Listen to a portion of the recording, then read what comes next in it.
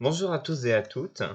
Donc, je suis Elias Travelsi. Nous revoilà pour un nouvel épisode de cette série dédiée à l'art. Parlons bien, parlons art, qui cette fois-ci portera sur une œuvre égyptienne intitulée Le Scribe accroupi, conservée actuellement au musée du Louvre. Alors, il s'agit d'une statue en calcaire peint représentant un haut dignitaire égyptien, en l'occurrence possiblement un scribe, assis en tailleur. Alors, les scribes, ce sont vraiment des personnages importants dans l'Égypte antique qui sont rattachés à une administration et chargés de la rédaction de divers textes administratifs. Donc, cette sculpture date probablement de la période de l'Ancien Empire pharaonique, soit entre 2700 et 2200 avant l'ère commune. Donc, c'est vraiment l'âge d'or de l'Empire égyptien dans l'Antiquité. Cette sculpture vient de Saqqara, donc c'est une ancienne capitale pharaonique égyptienne située près du Caire, mesurant 53,7 cm de haut, 44 cm de large et 35 cm de profondeur. Donc on peut dire que c'est une statue qui est relativement de taille moyenne.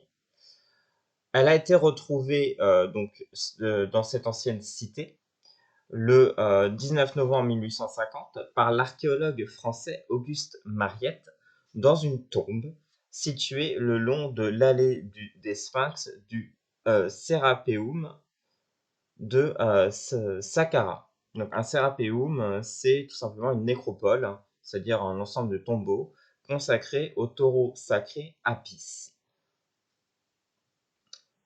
Alors, c'est une œuvre assez populaire du département des antiquités égyptiennes au musée du Louvre à Paris, avec la statue du Sphinx, la grande statue du Sphinx située aussi dans le département des antiquités égyptiennes.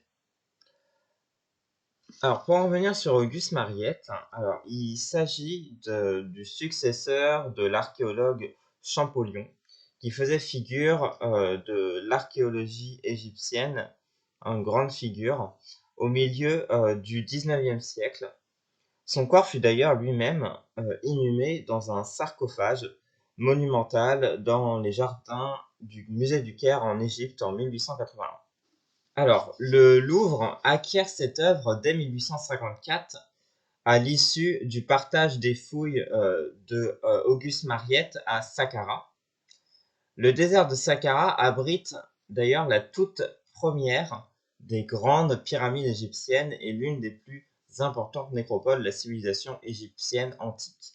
Donc, pour dire que ce n'était vraiment pas insignifiant, vraiment pas anodin comme découverte archéologique et que le Louvre en a relativement bien profité.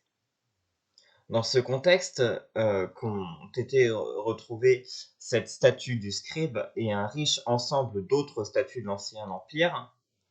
Alors attention, hein, voilà, là, je parle un peu d'archéologie, mais très brièvement, puisque c'est vraiment une chaîne qui est consacrée à l'art et pas à l'archéologie, en tout cas dans cette série YouTube. Néanmoins, par ailleurs, l'art, la notion d'art n'existait pas dans l'Égypte antique. Alors, en réalité, les sculptures, tout ce qui est ce qu'on appelle aujourd'hui les œuvres d'art, servaient soit de souvenirs envers les défunts, voilà, des mémoires des personnes qui sont conservées, soit d'offrandes païennes aux dieux égyptiens en cette période-là pour la paix, la paix du défunt dans l'au-delà, que les dieux accordent aux défunts une fin favorable, ou bien voilà une prospérité, etc. Chez les vivants. Donc c'était vraiment pas quelque chose à but décoratif ou à vocation artistique en ce temps-là, en Égypte. Alors pour en venir à l'œuvre elle-même, la disparition d'une partie du socle de la statue en noir rend impossible humainement de connaître ici-bas l'identité du personnage représenté. Donc pas de nom ou de fonction écrite en hiéroglyphe sur la statue non plus. Il y a une polychromie qui est toutefois bien conservée. La statue fut d'ailleurs restaurée en 1999, ce qui a permis d'avoir connaissance de techniques artistiques et de matériaux utilisés pour cette sculpture. Alors, le scribe est assis en tailleur, mais aussi représenté en train d'écrire, donc dans sa fonction, hein, tout simplement, avec une frontalité caractéristique des statues égyptiennes. Il est vêtu d'un pagne blanc sans motif, hein, donc c'est le vêtement qu'il porte en fait, tenant autrefois dans sa main droite un calame, hein, donc c'est un roseau taillé en pointe pour écrire. Et alors on remarque ça tout simplement parce que il y a des traces de trous entre le pouce et l'index de la main sculptée qui le maintenaient en place. Et plus évidemment une représentation d'un papyrus étroit sur son pagne en partie déroulé. Alors les cheveux représentés sont noirs, courts, on dirait même presque crépus, représentés en léger relief, emboîtant la calotte crânienne. Alors ça fait vraiment penser au type de cheveux noirs africains qui d'ailleurs m'a fait penser à une référence d'une thèse très contestée évidemment de l'historien sénégalais Anta Diop, selon laquelle les Égyptiens antiques auraient été des personnes noires. Voilà, thèse qui évidemment, comme je viens de le dire, assez controversée dans le milieu de l'histoire et de l'archéologie et de l'anthropologie. Mais voilà, c'est vrai que voilà, cette forme de coupe de cheveux, de cheveux que l'on dirait crépus à mon sens, noirs, et cette peau vraiment mate représentée sur le scribe euh, peut prêter à ce genre d'idée éventuelle. Alors, le visage, quant à lui, a des traits anguleux, plutôt émaciés, avec des pommettes, des joues creuses, un nez fin, comme la bouche, avec un trait de peinture qui marque les sourcils, du maquillage, évidemment. Alors, voilà, tout ça, c'est vraiment des attraits de beauté dans la société égyptienne antique. Les épaules sont larges, néanmoins, avec une dépression à la clavicule. Alors, quant aux matériaux utilisés, pour en venir sur les matériaux, alors les yeux sont incrustés dans les orbites de cristal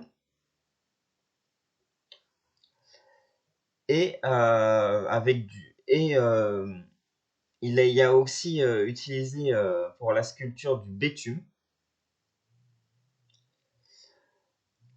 Et les yeux aussi, je reviens là-dessus sur les yeux. Alors les yeux, c'est du cristal de roche et de magnésite blanche. Donc ça donne vraiment un regard perçant.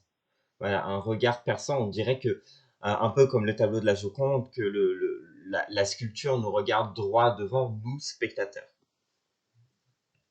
Deux arêtes sont visibles au dos.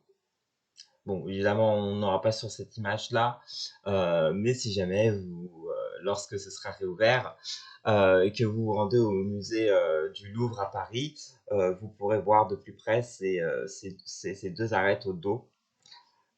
Alors, le torse est assez néanmoins corpulent.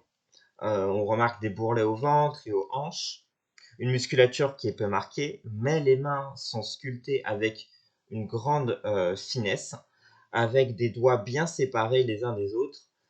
Euh, chose qui vraiment dénote, met en valeur la fonction de scribe. On peut aussi remarquer d'ailleurs que sur la sculpture, les pieds sont sculptés avec seulement 3 orteils. Donc on voit aussi des mamelons fabriqués en bois. Il y a un certain réalisme statuaire euh, et dans ce personnage qui est dans ce personnage important représenté et qui marque vraiment vraiment les matériaux, la qualité de la sculpture, ce réalisme marque et tout simplement la sculpture même, hein, marque l'appartenance du personnage représenté à la haute société égyptienne antique. Alors, il y a une autre théorie d'histoire de l'art concernant cette sculpture, selon laquelle le personnage représenté ne serait pas un scribe, mais plutôt le fils d'un pharaon, par justement cette qualité statuaire.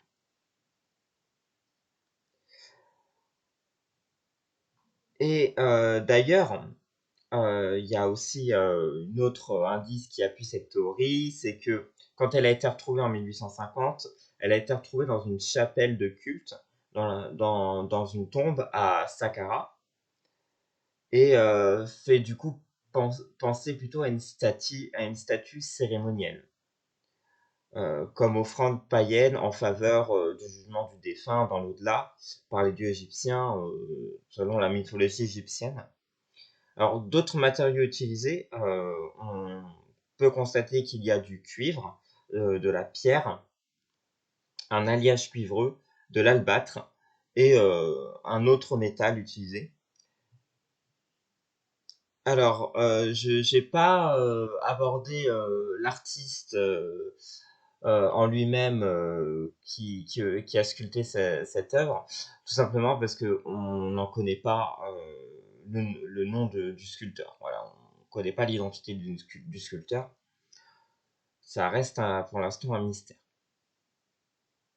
Et donc, bon, ben voilà, c'était à peu près tout pour ce topo culturel sur le scribe accroupi, que vous pourrez donc aller retrouver au musée du Louvre à Paris.